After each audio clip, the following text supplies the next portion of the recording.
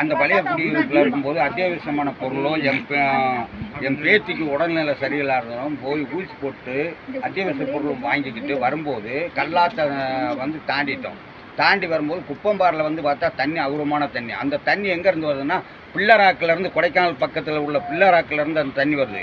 இந்த கொல்லக்கரை ஆறுன்னு சொல்லக்கூடியது டுப்டிக்கு பகுதியிலேருந்து அந்த தண்ணி வடிகால் வருது.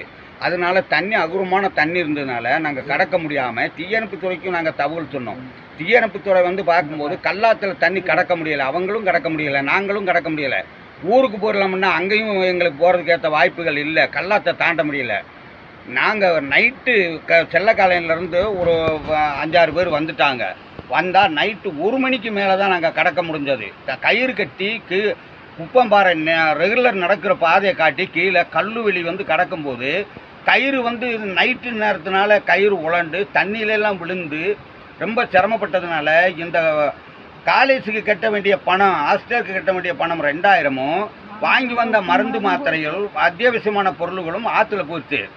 இந்த காரணத்தினால எங்களுக்கு கவர்மெண்ட் ஏற்கனவே எங்களுக்கு அப்ரூவ்டு கொடுத்துருக்கு, ஜான்சன் ஆகிருக்கு, ரோடுக்கு ஜான்சன் ஆகிருக்கு. பாலத்துக்கு வந்து எங்களுக்கு இந்த 2 பாலத்தை கட்டி கொடுத்தா, கல்லாத்து பாலமும் குப்பப்பாறை பாலமும் கட்டி கொடுத்தா சின்னூர் காலனி, கடப்புறக்குழி, பெரியூர் பூராமே வந்து எல்லாம் பயனடையும். செய்திகளை உடனுக்குடனும் துல்லியமாகவும் தெரிந்து கொள்ள சப்ஸ்கிரைப் பண்ணுங்க.